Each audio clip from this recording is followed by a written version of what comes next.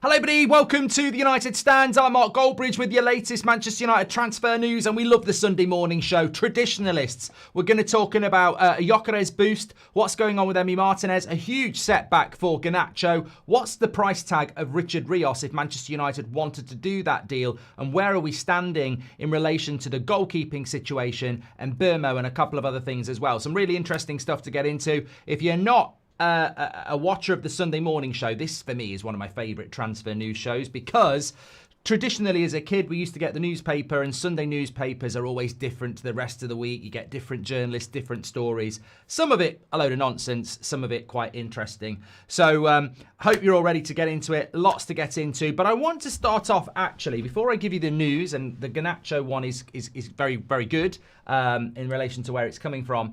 But I wanted to start off with a tweet, actually, which isn't mine. So this is from somebody called Triple M on social media, on X, who put this tweet out this morning. And I thought, you know what a great way to start the show. So Casemiro's staying.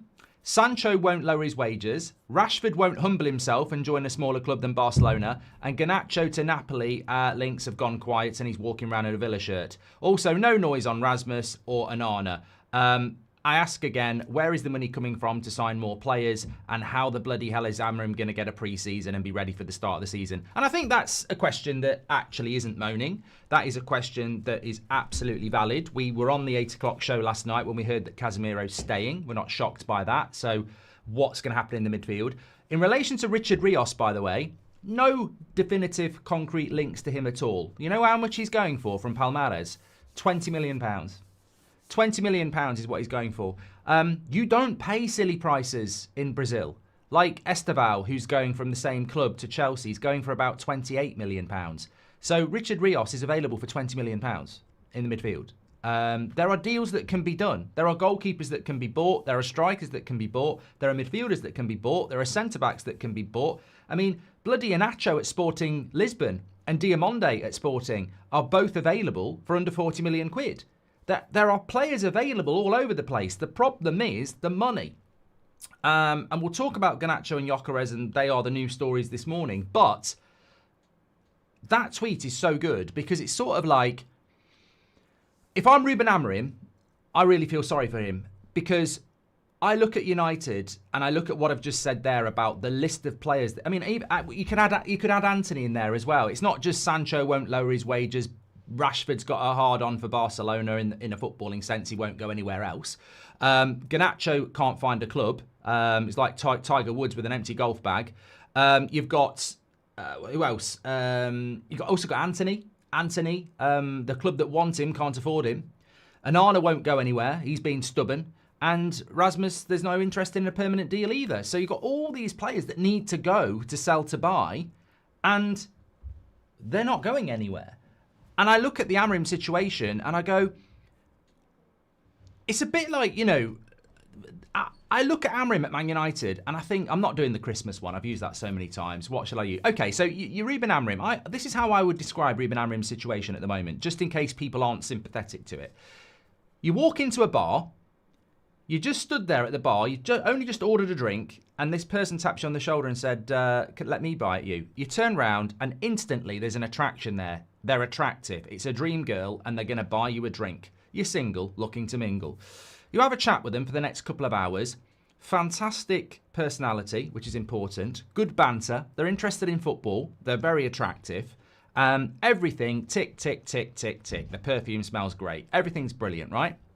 You have a few more dates and everything's going fantastic and you're thinking, this is it, this is it. Anyway, this is not a first night thing. That's not attractive. After a few dates, you end up back in the room, right? You go into the bathroom just to brush your teeth and freshen up, you know, bit of aftershave down there, whatever, right? You walk out, the person that you thought was in that bedroom isn't there. They've removed their makeup, they've took everything off, it's all hanging out, literally. I thought you were a woman. And that's fine, but that's not what I signed up for. Yeah, they've got a face like a bag of spanners, their body odour is like roadkill, and their personality has gone from interested in football to they've put the telly on as a background noise and they're watching cricket, and their personality is like an angry Rottweiler who's just trodden on a thorn. Everything's gone wrong. Now, Dave in the chat saying I still would. And that's the point. That's the point. if you still would, you can't complain. If Amorim knew all that, he can't complain. But if Amorim's been dating the person they thought was going to be amazing, and then they open the bathroom door and they walk into that, I feel sorry for him. Has he been missold, or is he getting screwed over? That is the question. I'm not going to sit here and... I do feel sorry for Amorim. I don't know how he's going to build a Man United with what he's being given, but did he walk into it willingly? And that's the balance, isn't it? But I do feel sorry for him because I think, you know, the perfume... I'm back in the bedroom. All the talk of rebuilds, pre-seasons, a transfer window, United are going to win the league in 3 years. From where I'm looking at the moment, he's been screwed over. He might get screwed over in that bedroom if he turns round.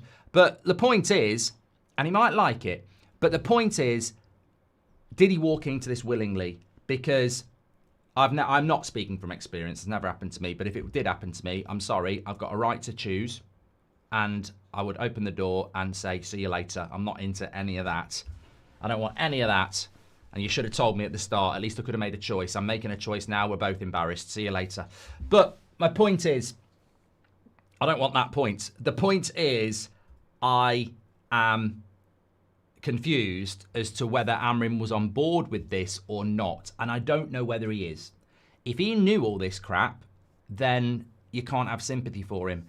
But I just think United have lied to him. I really do. I think they've said, in the summer, we're going to get rid of all these players and then we'll bring you all these players in. And then now they're going, we can't get rid of them. And that's, you know, get your comments in below. Don't get your comments in about the bedroom scenario. I don't really know. I mean, look, I got told a story years ago about somebody that was in Thailand and basically they thought it was a lady and it was a lady boy. They got back to the hotel room and they thought, well, I've got this far, let's crack on. Actually, that was an episode of Alan Partridge. I've just remembered that wasn't a story. If that's what you want to do, that's fine. But anyway, I should have done the Christmas story. The Christmas story would have been, you know, your parents tell you you're getting a PS5, you're really excited about it, you tell all your friends, you've bought some games for it, you've saved up, you wake up on Christmas Day morning, you run downstairs with the FIFA that you've saved up for, and there's a pair of socks, you're not getting a PS5. Maybe that would have been better. Anyway, look, 120 million euros, 2 players is not good business, says the Duke. Nicholas has gifted a membership as well. Rub says, morning all. And Mark, I've had pneumonia, says Andy Atherton. I'm home, but it left me unable to walk, so loads of physio. The community is the best. Yeah, this is really good news about Andy Atherton. Not that he's had pneumonia, that's never good news. I think John Sullivan died of that, the Only Fools and Horses writer, at about 60 years of age. So, God, we're going all over the place here. We're not even hit the headlines. Andy Atherton is a valued member of this community. Most of you will know him. He announced last night that he's been away for 3 weeks because he's been in critical care. He's now struggling to walk. He's had pneumonia. So we are happy that he is back and on the mend. We just didn't know what the issue was, and he's told us there, Andy. So, you know, thoughts and prayers with you. Hope you're on the mend, mate. Value as everybody is saying as well. Okay, let me hit the news for you this morning. I feel like that first moon. Look, the point stands. I do feel sorry for Amorim, and I think this transfer window is descending into like every other transfer window at the moment, which is why I want to start off with Garnacho. I know he's not on the thumbnail, but this sort of came in the last 20 minutes. Quite rightly, I think there are a lot of people at the moment who are just regurgitating the same news, and in a certain sense we are sometimes, because we follow the news sometimes in a morning show. And you know, I heard the latest Romano update, which is just the same as every other update, which he has to do because he has to do daily updates, and the daily update on Burmo is the same update as it is every single day. Somebody said to me last night, quite rightly, you said at the start of June that Garnacho to Napoli by the end of June was nailed on. I'll own that. You know, people were saying 3 days ago that Bryan Mbeumo to Manchester United was a done deal. Some of those people are still trying to twist and turn to pretend that it is. It isn't. Just own it. You know, you probably got information that deal was done and Man United expected the second bid to be accepted, and Brentford have changed their mind. These things happen. Grow up. It's fine. It doesn't mean that your sources aren't good. It just means that, you know, something's happened with that deal that Brentford have decided to change and move the goalpost, which can happen. With regards to Garnacho, so we've always been quite well sourced around Garnacho, and as you can guess, it's not coming in from Garnacho because of what I said last week about the Villa top, which I thought was disgusting. But look, 100% leaving. straight after the Europa League final. We said that before Romano even said it. So it wasn't 100% that he was going on the morning after. There was still a chance that it could have changed. The Napoli Garnacho thing is the most on-the-table offer. Like, they were interested in January. They really want him to replace Kvaratskhelia. Obviously, they've got links to like Maradona. Conte really likes him. They see him as another McTominay-type player that will go there, tear it up, and be worth a lot more money in a couple of years' time, and help them do really, really well, and help them retain La Liga, the Serie A title, and do well in the Champions League. So why is he not signing for Napoli? Well, there's an issue with Garnacho because Garnacho is behaving like a petulant prat, and so is the people around him. They want to stay in the Premier League. The deal to do is Napoli, but they've sort of messed the Napoli deal up by prioritising the Premier League. So where we are with Garnacho, and this is what we're getting, and I've got no reason to disbelieve this because every bit we've had on Garnacho has been absolutely spot on. There is no Premier League club for Garnacho. And this sort of fits in with the story that came out at the start of June. Good luck with finding a football club. Because for me, I think he can find a football club, but I don't think he can find the football club that he wants. I think he was dreaming of Chelsea. Well, he better keep sleeping because Chelsea ain't going for Garnacho. Chelsea have just bought Gittins. They're now going for João Pedro.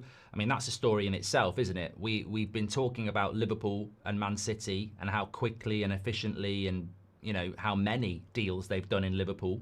Done in June.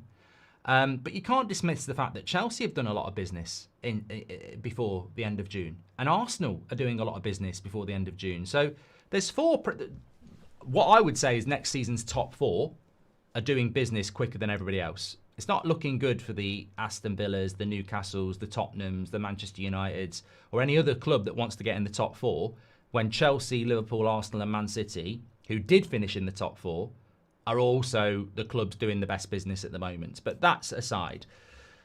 The news on Garnacho this morning is that it's a problem. It's a big, big problem.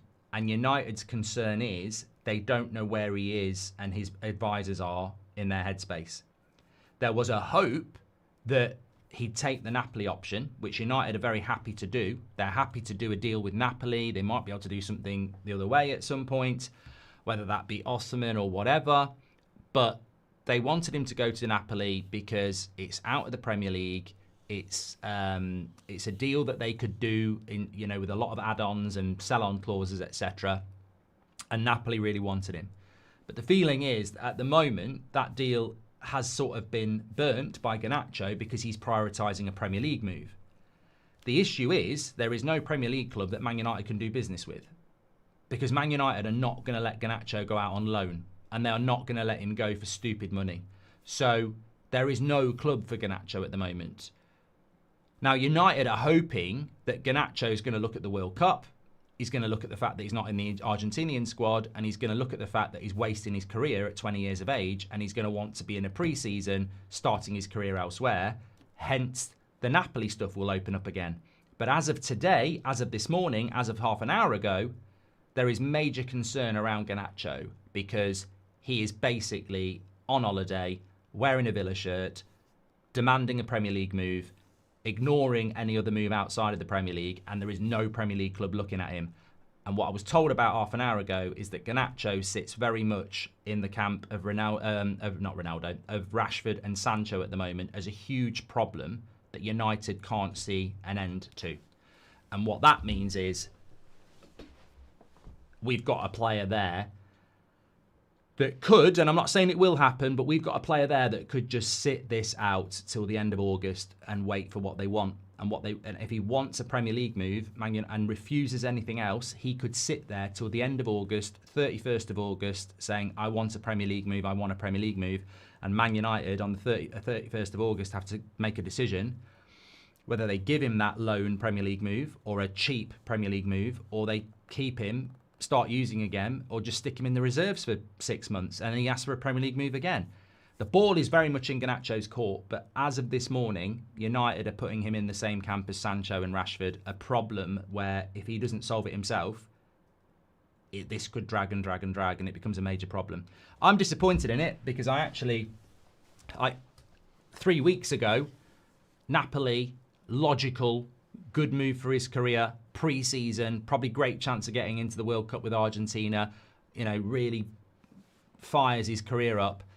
As of now, maybe the Rashford on the Villa shirt was the biggest thing. Maybe it wasn't the Villa shirt. Maybe it was the admiration of Rashford. I know what I want and I'm going to get it. So at the moment, you've got Sancho, who won't lower his wages, Rashford, who thinks he's going to Barcelona, and Garnacho, who wants to stay in the Premier League. And all three of those players could just sit there, come back for training, and make United's life very, very difficult. And obviously, that's going to have an impact on Amrim's pre-season, but it's also going to have an impact on money coming in, because the scary thing is, as many of you have said in the chat, remember with Garnacho, he's the one player that brings in pure profit. Rashford's probably not going to bring anything in. He's going to go on loan. Sancho and Anthony are just recouping whatever value we've got left in them. Same with Rasmus, same with Onana. But Garnacho represents pure profit into the football club of 40, 50 million quid. If he's playing silly buggers and going to sit there till the end of August, then we're in trouble. So, look, that Napoli deal could still get resurrected. And logically, I don't think he's got any right to sit there and demand a Premier League move when there isn't one there for him. I think if Chelsea'd stepped up and given 60 million, United might have looked at it. And I think if Arsenal did that, United would look at it. But they're not going to do it. They're not going to do it. There's a Romano update coming in. Let me just talk about that. I mean, I think it might be a bit of a crap one, but let me just give it you. I mean, Sunday mornings are not really about this. Eindhoven do not want Malacia. Oh, my God. Thanks for that. Thanks for that in the chat. That really did break the internet there. Absolutely breaking news. PSV don't want Malacia. I mean, did we not know this about a week ago? God. And that's it. Okay, I'll move the story on. Anyway, let me know what your thoughts are. This is the best community, says Oscar. Yes, you are. Thank you very much for tuning in this morning. Always enjoy the Sunday morning show. Would you do a straight swap with Villa for Watkins? We can't swap Garnacho because we need the money. Garnacho's 40 million... because it's pure profit, it's more than 40 million. It's like pure profit 40 million. It's very, very valuable. If you swap him for Watkins, you don't get that pure profit in. Every year, same story. It's annoying, says Vivek. Any news from Brentford yet about Brian, says Jacob. I think in Mbeumo, I'm not going to spend any time on this until we start actually doing something. I'm bored of it. I think everyone else is bored of it. The second bid got rejected. It's now being tweaked. I'm sure it will happen. I think it will happen this week. It will certainly happen in the next 2 weeks. At this rate, it will be same players plus Cunha for pre-season. We will also... No, Mike, I think we'll have Mbeumo in. They need to be more proactive and get rid of that crap. They need to stop dithering. But Man United, whether they need to stop dithering, Mike, goes back to what I was saying about that bedroom. The harsh reality is United need to sell to buy, and we can't sell, and we've never been able to sell. And so many of you and I have said this for the last 3 years. It's not about who we buy, it's about who we sell. I thought last summer transfer window was good, but I only gave it 6 out of 10 because the sales were shit. Until we start to sell well, we're going to struggle. And look, Benjamin talks about Luke Shaw. I mean, it's not just about Garnacho, a Rashford, a Sancho, a Malacia. It's also about a Casemiro, an Arna, Erasmus, a Mason Mount, a Luke Shaw. There are so many players that we should be moving on for so many reasons, and or could be moving on or want to move on. I wouldn't necessarily move all those players on I've mentioned there, but we can't move anybody on. What the fuck is Luke Shaw doing at this football club? He's actually factually injured for 2 years. He's got 2 years left on his contract at 200 grand a week. He is an absolute waste of money. And yet he will be here next season with updates of he's out for another 3 months, but hopefully he'll be back for the final. 120 minutes, done that one from the Duke. Okay, let's talk about Gyokeres. So, stories coming out this morning from multiple sources, some of which are in Portugal, some are which, I read it in the Manchester Evening News actually this morning. Gyokeres has basically, 2 updates here. First of all, we're expecting movement around Gyokeres in the next sort of 10 days. He and many Sporting players are meant to be back on Tuesday for pre-season. Sporting have apparently given him an extra week, so he won't be back until sort of when Man United are back, which I think is a week on Monday or a week on Tuesday. God, that's scary. That is scary, isn't it? You know, when you put it like that, Man United are back in pre-season training a week on Tuesday. Anyway, Gyokeres has had his holiday period extended. The feeling behind this is because Sporting, as much as they want to get the price they want to get this moving. They've also been heavily linked this morning with his replacement. I can't remember his name, but he plays in the Belgian league. And they're looking at about a £20 million signing up front as well. So Sporting looking like they're not actually wanting a long game around Gyokeres. So look, hopefully that is going to be a start to be a push in the right direction. They don't want him back. He doesn't want to come back for pre-season. And also they're looking for a replacement. I think with Sporting, my experience with Sporting, and certainly we've had experience of Sporting with the likes of Ronaldo and certainly Bruno more recently, is that they're not a bad club to negotiate with and that we do have a good relationship with them. That doesn't mean we're signing Gyokeres, by the way, but what I mean is that I don't think they're going to sit there until August the 31st with Gyokeres getting no pre-season. That it's in everybody's interest to sort that out sooner, because well, it just simply is, isn't it? I don't think Sporting are the sort of club that are going to jeopardise their season over this and their reputation, and I don't think Gyokeres is going to, jeopardise his reputation by being on strike. So I think we will see a quick conclusion. My theory on this is actually Sporting are not the villain, and neither are Gyokeres. Arsenal are. Inadvertently, Arsenal are, because if Arsenal decided they wanted Gyokeres, I think this deal would get done. But because Arsenal haven't decided what they want, obviously everybody's still waiting around. So I think that hopefully Arsenal will make their choice in the next week or two, because they need to for pre-season for themselves, and then everything will start to roll. In relation to the striker situation, Man United's most likely striker at the moment, whether you think it will happen or not, is still Victor Gyokeres. Like, we are still waiting around to see what's going to happen. How we can afford that, I don't know, but you have to find a way to afford it, because if we don't get Gyokeres, you've got to find a way to get an Osimhen or an Ekitike or a Mateta. We have to sign a striker, and at the moment, the most likely striker, even though many of you would say it's unlikely, is still Gyokeres. He is the most concrete option we have at this moment in time. And I tell you what, we have to do it, because not necessarily him, but we have to get a striker in, because I'm starting to see people on social media talk about how a front three of Xerxes, Cunha and Mbeumo is going to cook. And I'm sorry, you're rewriting history here. If our rebuild is Xerxes up front, I ain't putting us anywhere near the top six. I think he's a good player. I've seen him play. Some people think he is a 9. I don't think he's going to score enough goals. I don't think he's that type of player. I really don't. He's much better in the link-up, and I don't think he's going to score us enough goals. We can get by with Xerxes. We certainly can. But you can't be watching Liverpool doing what they're doing, and Arsenal doing what they're doing, and Man City doing what they're doing, and Chelsea doing what they're doing, and saying, yeah, we finished 15th and we'll get by with Xerxes. We've got to be ambitious. And with all due respect to Xerxes, Amorim, if the plan is to stick him up front, that's not ambitious enough. We've got to reach for the stars, and that wouldn't be enough for me. And yeah, we've got Obi coming through, and who knows what's happening with Rasmus, but you can't end the season desperately needing a striker and then start the season without signing a striker. That is a piss take. That is literal spin. Everybody knows we need a striker. You can't end a shit season saying we need a striker and then start the season going, well, actually, we might not. We might be okay. We've got to bring a striker in of some description. The recruitment that we were promised has not been seen. Going after names and not players with quality and hunger. Still going to have crazy wages, says the Duke. Mr. Hickey says, as soon as the 1st of July hits, transfers will boom.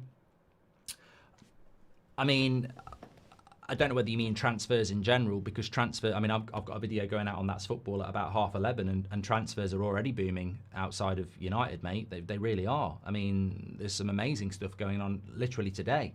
Liverpool are in talks for their 4th signing, and Chelsea are hours away from signing 2 players in one day. So it is already booming. In relation to it booming for Manchester United, I hope you're right. I do think we'll find the money to get a striker.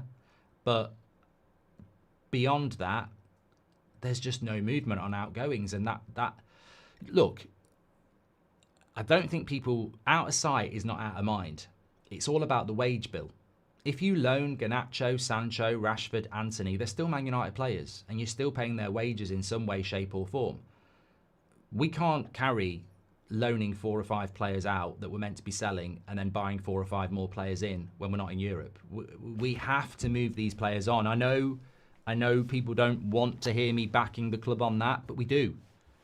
I don't think anybody's ever said that we don't. We do need to move these players on, and if they don't move on, we don't create space or wage for new players to come in. So I'm sure we'll probably go and buy another couple of younger players, 17, 18-year-olds that are going to be the next big thing, but that's not what Man United need. We need players for the first team ASAP, and I do get worried about a situation where we can't buy before we sell, and we can't sell till the back end of the window. And as I said, if you're tuning in a little bit late, it's a concerning update on Garnacho that his advisors and him just seem to be egotistical at the moment. I want a Premier League move, and I'm going to get a Premier League move. And it always worries me when, and it happens a lot with United, where there's this disintegration of relationship between the player, the club, and the manager, and it almost becomes unprofessional. Like if I'm Garnacho, okay, it happens. But at 20 years of age, you're not mature enough to realise it. You didn't get picked in the final. Huge sense of injustice. You did the interview. You wore the shirt. He said you're up for sale. It's over. But it's not over, is it? Professionalism has not kicked in. In the first week of June, before he went on holiday, he should have been talking to his agent going, I'm fucking fuming how this has ended at United. I didn't want it to end like this, but get me out of this club ASAP. Get me pre-season. I'm going on holiday. I'm going to do all the work on holiday. I want a pre-season at my new club, and I'm going to prove to this fucking idiot what a twat he is. Get me out of here. That's what a professional would do. What an unprofessional person would do is take it personally, get bitter, and go, get me that Villa shirt. I tell you what, if they think they're getting rid of me, I'm only going if I get this, this, and this. And if I don't get this, this, and this, I'm going to be back at Carrington. I'm going to make it difficult, and I'm not going to do anything. And that, unfortunately, seems to be the case with a lot of our players. They don't kick in with professionalism of, look, I'll prove them wrong. I'll get into a club. I'm going to get a pre-season. I'm going to build my career. It seems to be this like battle that goes on when we try to sell a player, where it's like, well, I'm going to make your life really difficult and I'm going to not be professional. And we've got to look at that with future players, because it's not the first time it's happened. We struggle to move players on, and I don't know what's going to happen with Garnacho. I really don't. But from what we were hearing this morning, he could be another player that just digs his feet in. And what do you do with them as well? I mean, you saw what he was like out in Asia. Loads of people really love him there, and he's walking around miserable. Are we going to do that in the States with Rashford and Sancho as well?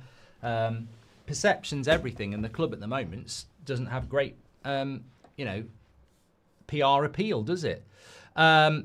I like Garnacho, and I think it's a real crime we couldn't unlock his potential, but I'd let him and Sancho rot in the reserves, says Stephen.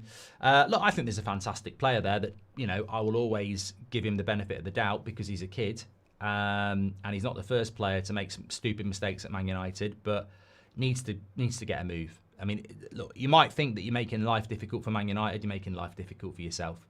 Really difficult for yourself. If you're going to, be obstructive to a move and cause an issue, the rest of the football world are monitoring that as well. Garnacho, toys out of the pram, but he should be given another chance. The players are a bad example to him. No leaders, overpaid over the hill, says Brian. Well, somebody said that. Do you think there's a way back for Garnacho? I think there's always a better way back for everybody, but knowing how this fan base works, I mean, as somebody who was a fan of Garnacho last season, I saw a lot of people who weren't, and there'll be a lot more people who aren't now. So I wouldn't advise a way back for Sancho, Garnacho, Rashford anyway. How are we going to get our transfer window back on track? We need to sell. We need players gone. Is there a way to save this? Your opinion, says Mike. Honestly, I think if you could get Sancho out in the next week, and you could get Rashford to Barcelona in the next 2 weeks, and you could get Garnacho to Napoli in the next 2 weeks, the window can turn around very, very quickly. We're not going to have a striker for the pre-season tour in America. We've already fucked that up. June has been a disaster for sales. I've not been told this. This is not coming out of the club. This is not coming from Romano. But, privately, United know they've messed up in June. And it's not about incomings. Some of you would be saying, well, we've messed up on incomings. I don't think we have. We could have been in real talks with a goalkeeper or a striker that hadn't been signed yet. They might not sign for 3 weeks. We're not. And we're not because we haven't got rid of players. We are very much sell to buy. We did it last summer with Ineos. We have messed June up. We have got numerous players up for sale and we are not talking to anybody. When you look at Kwanzaa to Leverkusen, that was done 2 weeks ago. When you look at Frimpong and Wirtz and Gyokeres, all been done in June. There's selling clubs there. Chelsea, everyone they've bought, there's selling clubs there. Man City, everyone they've bought, there's selling clubs there. All those selling clubs have sold their players. We had 4 or 5 players for sale and we've sold none of them. And we can't sit there as a football club and say everything's going to plan because it's not. The whole world knows we've got 5 or 6 players for sale and we've sold none of them. And yet loads of other clubs have sold loads of players in June and we haven't. What does that tell you?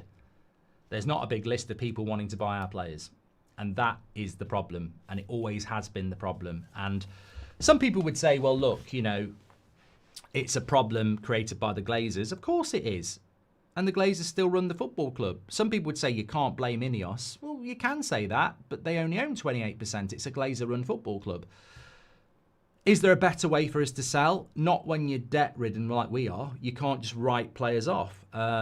We haven't got the cash to do it. So I think June has been a disaster for Man United when it comes to sales, and it's hard to see at the moment how July changes that. Chelsea still have many to sell, says Rub. Chelsea's policy on buying and selling is different though, isn't it? They don't mind getting the players in and selling later in the window. They did it with Conor Gallagher last year. United don't like doing that. I mean, as we've said before, you could buy Mbeumo, you could buy a goalkeeper, you could buy a striker in the knowledge that you will get rid of Onana before August the 31st. But we won't do that. We want to sell first before we buy. Thank you very much to Mike. The Duke says, Wolves, Brighton buy low and wages. Why can't we, says the Duke.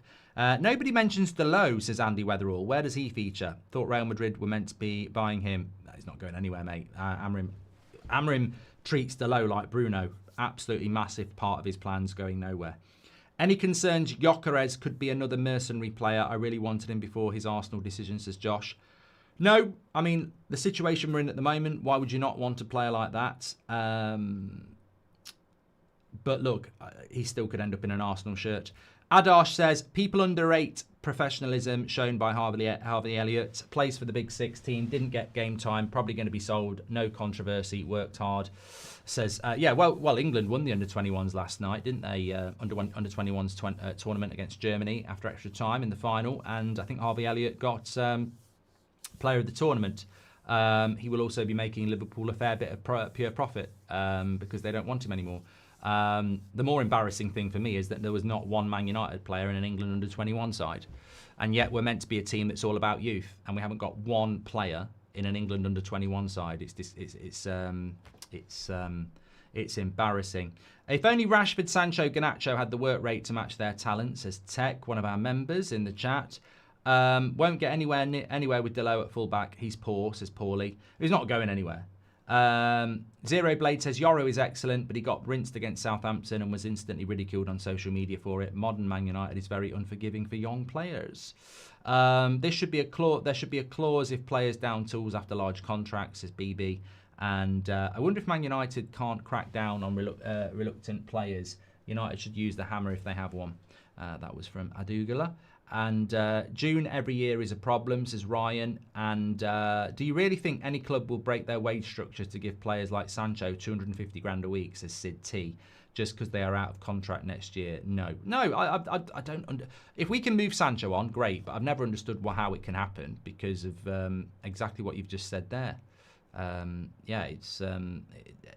It's hard to sort of grasp how that's going to happen when he can just run his contract down. As I said last night, there's still talk of Juventus. Fabrizio Romano gave an update on Rasmus, by the way. United insist that only a permanent deal will do, and if they can't find a permanent deal, he will stay. I mean, I don't see a permanent deal for Rasmus at all. There is interest in Italy. But I think we need £40 million. And I just don't think anyone's going to pay £40 million for him at the moment. Correct me if I'm wrong, but I don't. I mean, this Chelsea story is incredible. They've just bought Gittins, and Newcastle have bid twice for João Pedro of Newcastle, and Chelsea have literally just gone straight from Gittins onto that one within hours. It could be another here we go. I mean, it's just fast, isn't it? And also, I think they're going to make us look. I think they're going to make us look idiots as well. Watch this space on the Pedro deal, because Chelsea are going to get that deal done really, really quick, and it's not going to be far off what we're paying for Mbeumo. And it's going to make United look stupid, because we've been negotiating for 4 weeks on Mbeumo for a price that Chelsea are probably going to pay in 4 hours for a player that's not worth as much as he is. I mean, I think João Pedro's a good player, but he hasn't had the season that Mbeumo's had at Brentford. And Chelsea are just going to swoop in and do it in a matter of hours for a similar fee. And we've spent 4 weeks saying we're not going to have our pants pulled down. It's just, again, efficiency is so important in football, and you cannot move away from that. It is so important to be quick when it comes to transfers in and out, because you only have a limited period of time. And I think when the summer transfer window opens, people think you can put your feet up, take a break and everything like that. We're back in pre-season a week on Tuesday. I can't believe how quickly that's come. It feels like 2 minutes ago we were doing that despairing nightmare tour of Asia. And I'm not taking the piss out of the Asian fans. What I'm saying is, it was at the end of the season, we'd lost the final, and it just felt really strange to be doing it. But the window goes so quick. It really, really does.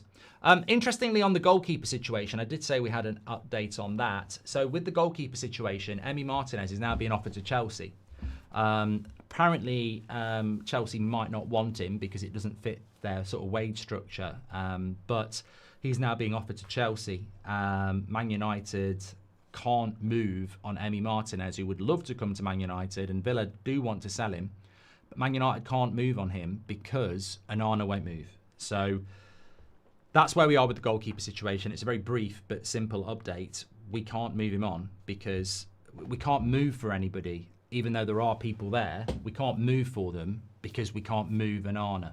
And this is something that's spreading across the whole team. We cannot get Emi Martinez or Costa from Porto or ter Stegen or whoever you want. We cannot go for them until Onana goes. And at the moment, Onana doesn't want to go. And as I said at the start of the show, that is probably one of the big frustrating things amongst many in this summer transfer window, is the knowledge that there are so many options out there to make us a better team. And I think Cunha and Mbeumo are two fantastic signings. But the club can't sit there, and I think they might do this.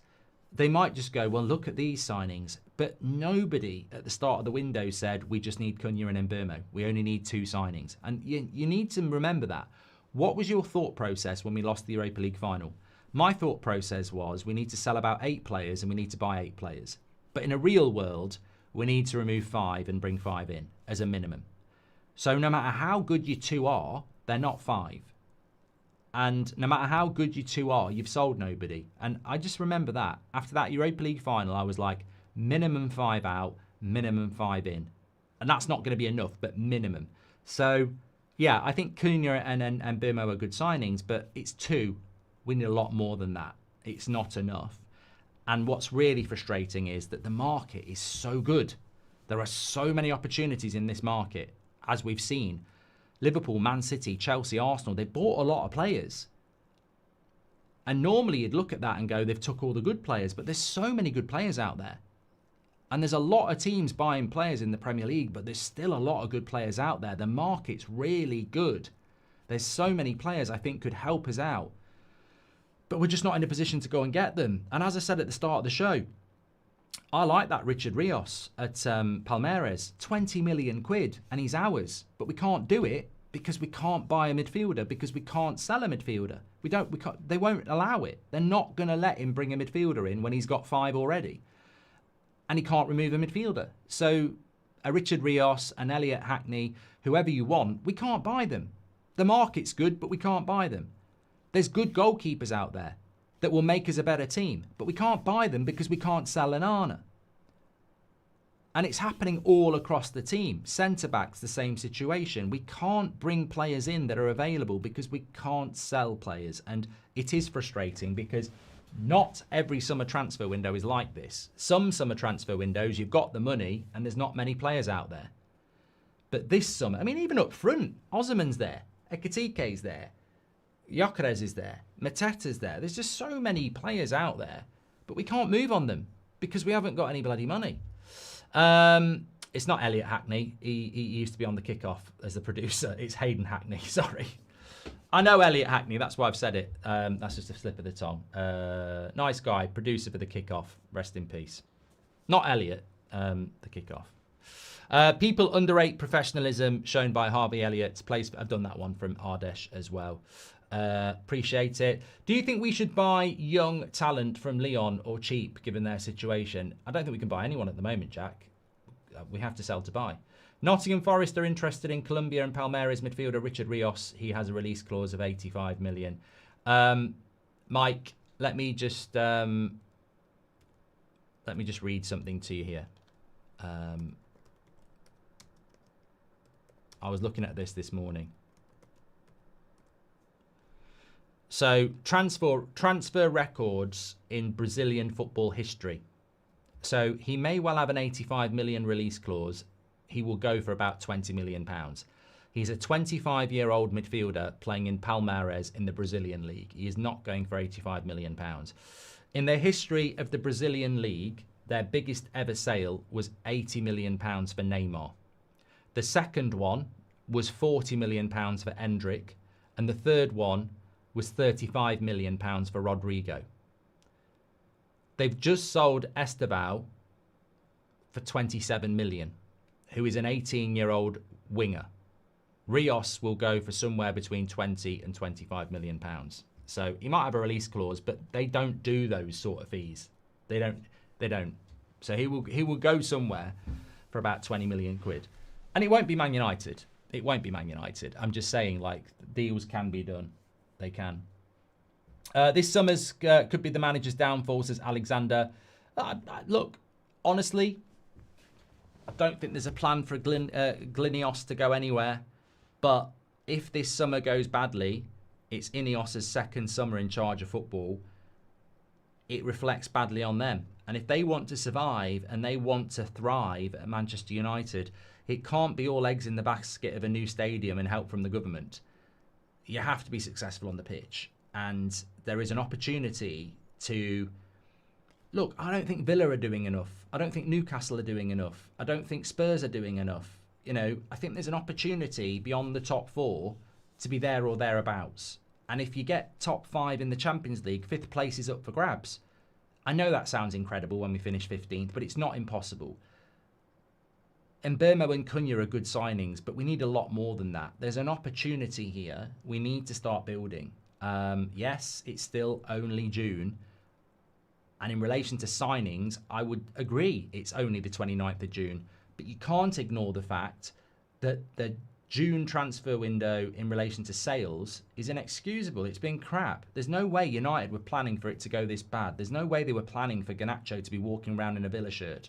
There's no way they were planning for Rashford to only want Barcelona and doing interviews about it. There's no way they were planning for Sancho to just be saying, I'm not going to take that wage, I'm not going to take that wage. It's a mess on sales, and we need to do better on that. There are really good opportunities in this transfer market. I mean, I think so many of you have said it as well. I think it's a real shame in the midfield. I think we do need to improve the midfield. I wish we'd moved Bruno on because it would have made us do something in the midfield. I don't think Bruno's a midfielder, and that's £100 million and a midfield slot on somebody I don't think's a midfielder. I would have moved Bruno on and brought Rios in, and that's £80 million of profit. Rios is a midfielder, and Cunha and Mbeumo would be 10s. That's probably going to cause a meltdown. But where we are at the moment, I'd have took the 100 million for Bruno, spent 20 on Rios, be happy with the midfield of Rios, Ugarte, Casemiro, Mainu and Collier. Don't need to replace Bruno as a 10 because I've already got Xerxes, Mount, Ahmad, Mbeumo and Cunha. And then I've got 80 million to spend on other areas. We could have done that. That's not pie in the sky. We could have done that. That could have been done by now. So I at the moment, I think we can have a good summer transfer window, but I think we can all see avenues we could have gone down. When you can't sell players and you've been offered £100 million for a player that's not even a midfielder,